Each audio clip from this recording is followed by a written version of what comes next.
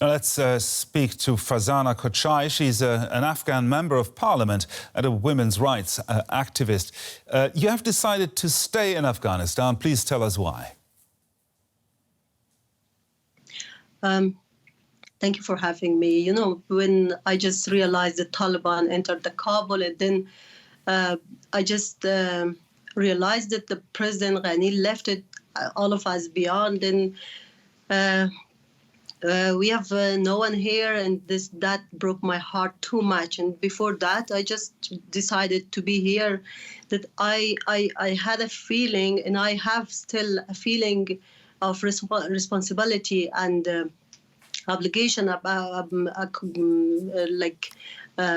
my people, about women in Afghanistan. I just thought that this should be, someone should be here, like not just one person. So like we need some people here to speak up about what's going on, and it's not always about just safe and securing yourself. Yes, you know, because we have so many things back in our country, like our families, our friends, our relatives, our colleagues, and all of them. We can't just take all of them out of the country immediately. So we have to stay and be a voice and a moral for all those women, millions of women who can't leave the country, and those who need a moral here and a support of moral support in order that they are not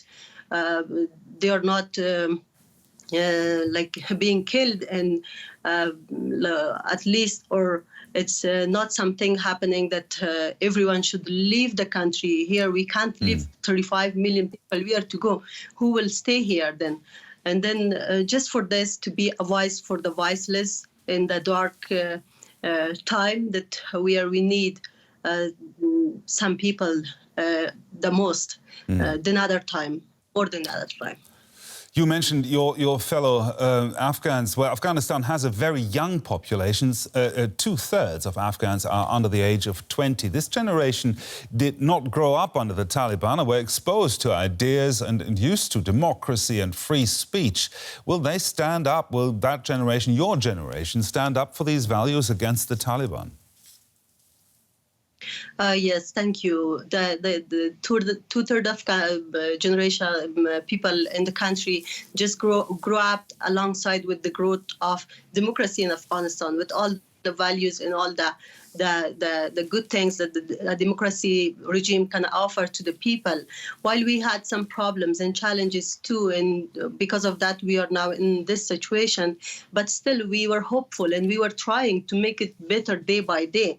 So when it comes to just sending back all of these young people, this generation, to back 20 years or according to the world situation, sending them to the first century of where people were living without a government, without a right and everything else. So it won't be possible. There will be resistance. There will be combating that. There would be people who won't tolerate that, and there would be people who have a feeling yet to the country and the people, and they won't just leave everything by leaving the country. They will fight from outside, from inside, from everywhere. So here, in these days, as I'm facing everyone, even the leaders, I'm not calling them my leaders, but some people are calling them their leaders. So all of them just left that behind. Like we have no one in here as a person who can talk on behalf of us. But Mr. Karzai and Mr. Abdullah that we have, and talking now with the Taliban. So in this situation, like why they were afraid? Why the Germans are now talking to the Taliban in Doha? Because they are afraid of their personal, that something happened to them. Why the youth are talking to them? Why everyone in the world and the leaders, the elders, the warlords, everyone that has been in Afghanistan with a power, all of them just going out and without any resistance. But this won't be forever. Time will come everyone will come back with some potential and with some capacity to fight the Taliban. But for now, everyone is trying to save and secure themselves and their family and their group, and just choosing to be silent. But in my opinion, we need to speak up at this moment, exactly where the ruling of the Taliban is not started. We need more voices, more people, more advocate. To advocate for advocacy, to do advocacy for the people of Afghanistan, for the future of Afghanistan. So here we can send all these millions of people to another country, and we are not capable of accepting sending them back to the Farzana, previous allow me years. to interrupt you, please. I'm very sorry to interrupt you, but you mentioned the talks in Doha and the German government, that the German government is talking to the Taliban at the moment. Do you think dialogue with the Taliban should stop altogether? At this point, no. At this point, no, exactly. As you know, the Taliban are in control of all Afghanistan. We missed the chances, we missed the places, we missed the steps that should be taken, and we didn't, along with together with the leaders, with decision makers, with those who are in charge and somehow responsible for the things going on in Afghanistan. We just missed that, and now the Taliban are in control of everything in Afghanistan. At this point, the talking to them would be hope at least for us, that maybe it have an effect while we are living in being lost and disappointed.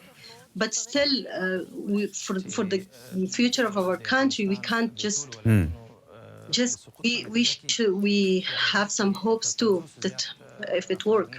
Okay. Under the old Taliban regime, you, as a female member of parliament, would have been a target. How fearful are you about the future of women and girls in your country? I can't have a clear image to talk about in this regard. I don't have a clear understanding that what will be happening. I don't know what will happen when the US and allies just leave, by the end of August. What will happen here? Who would be responsible?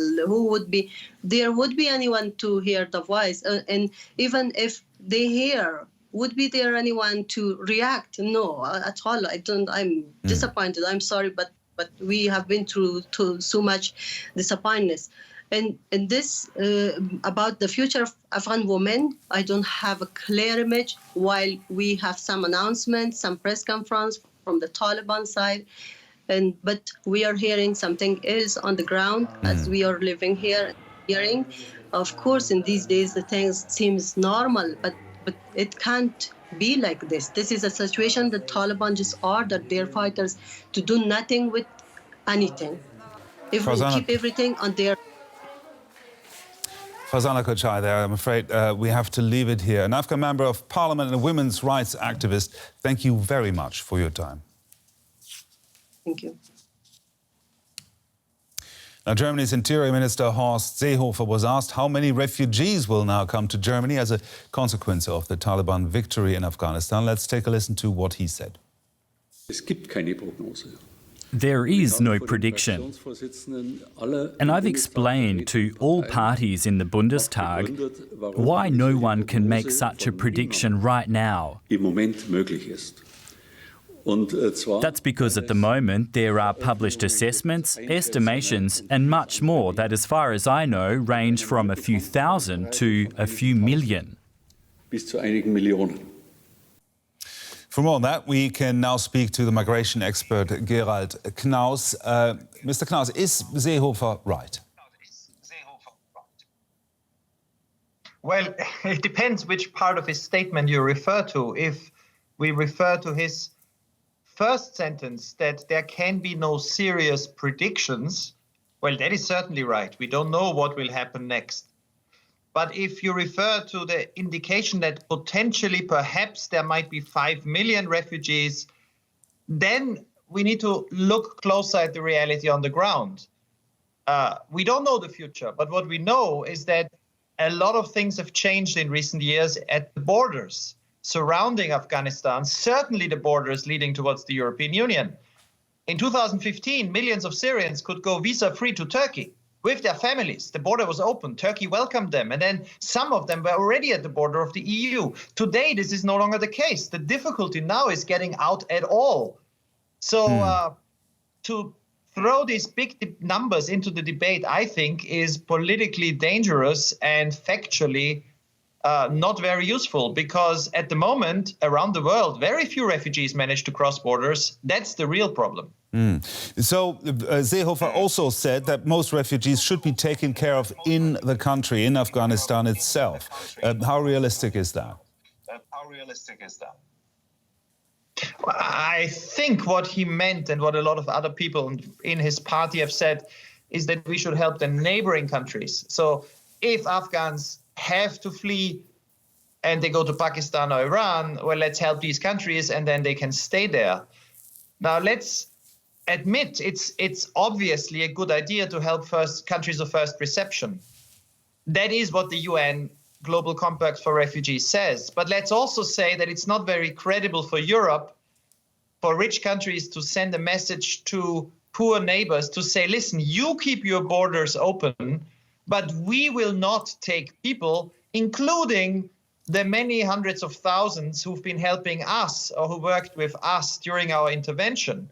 So I think what we need to be looking at is something as existed for the Vietnamese boat people in 1979. There was a UN conference in Geneva where a coalition of countries said to the neighbors of Vietnam, we are prepared to also resettle people from Malaysia and Indonesia, but please keep your doors open. And this kind of approach of supporting neighboring countries, but also offering some resettlement, which worked before, when the world was much smaller and much poorer, hundreds of thousands of Vietnamese were resettled. So this is a model. We shouldn't look to 2015. We should look to 1979.